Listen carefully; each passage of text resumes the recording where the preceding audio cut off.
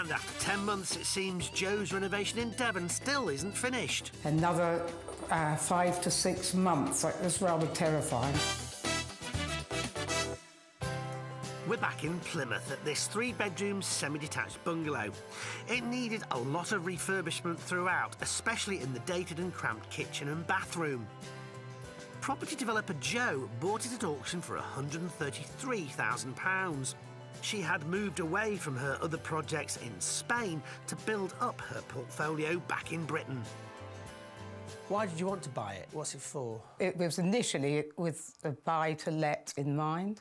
I'd like to keep it, though. I would like to live in it ultimately if I still have to stay in England. So it wasn't just a new rental opportunity for Jo, it could one day be her home. 10 months later, we caught up with her and her dog, Fuego, to see how the project has gone. Thankfully, that old cramped kitchen has been completely ripped out and opened up with new appliances, units and fixtures. It's now bright, airy and stylish. What we did was we knocked through the wall, raised the ceiling, blocked up the window to get the wall units in, and here we put the sink under so that you've got the lovely view through the window. And there have been more great results next door in the conservatory.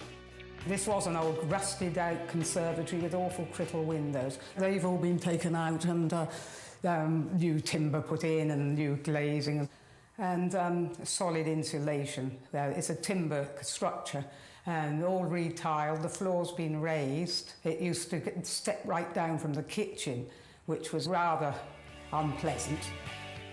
In the rest of the house, the decor has been freshened up by using light colours throughout all the rooms.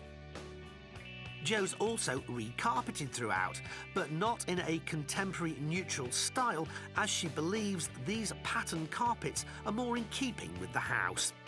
There are new gas fires to replace the old ones. Things are looking a lot better in the bathroom, which is now modern, sleek and freshly tiled. And Jo hasn't stopped there.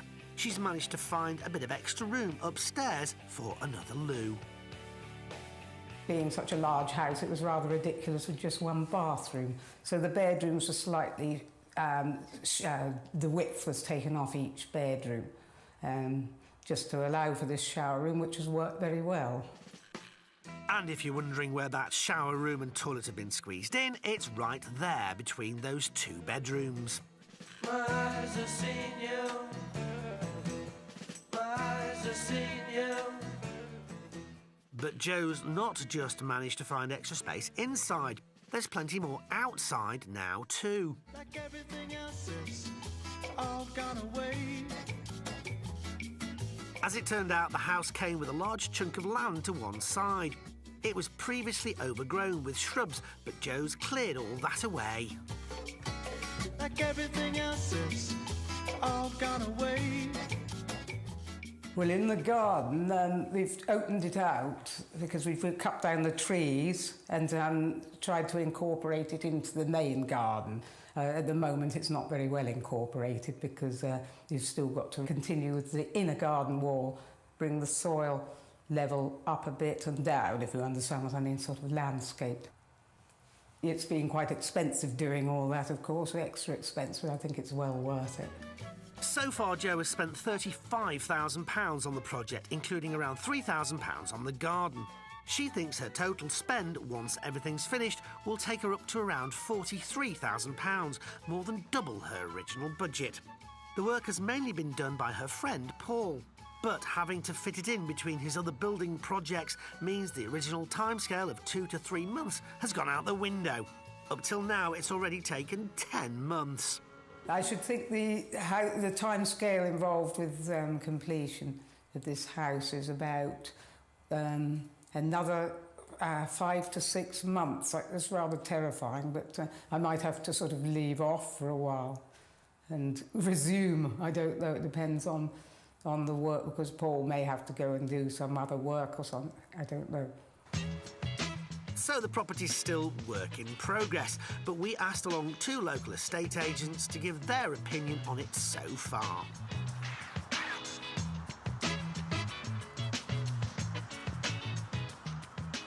I think the work that's been done has been done to a good standard. I think that it's a credit to the owners for what they have done, considering the previous last year when they bought it. It was in a few things that really needed to be done, but they've done a fantastic job. They've done an awful lot here, I must say, and I'm a great fan of skimmed walls because you can literally paint them any colour and they're everyone's favourite. Nice kitchen, nice bathrooms, we've got UPVC windows and gas central heating, so really it ticks all the right boxes. I think the added value comes with the side of the plot itself and clearing the trees away. The conservatory on the back makes a sort of added feature, lots of natural light going through the property, so I think that's more or less added more value to it, yeah. So what could this property make on the rental market? Rental value for the property would be between, per calendar month, £650 and £750. Rental value-wise, we're looking really at about £750 per calendar month, rising through to about £800 per calendar month. What does Joe make of those figures? The rental value of £750 to £800 is quite in line with what I would have expected, but the other one was a little bit disappointing.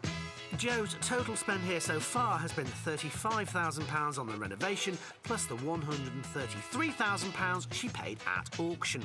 If she were to sell now, she'd need it to make over £168,000 to show a profit. So what could it be worth? As far as its current worth is concerned, we'll probably be looking at minimum figures £190,000, spreading up to about £200,000. By the time the renovation's finished, Joe reckons she'll have spent around £176,000 on the property, not including the usual fees and expenses. When the property has finally been finished and then the renovation complete, I think the property would be valued at around between £180,000 and £190,000. 180 seems rather on the low side, but 200 sounds quite good, really, because it's been quite an expensive project. Despite the extra expenses, it seems there's still a profit to be made here, either by renting or selling it. So I reckon that when all the hard work's eventually done, Joe will be on to a winner.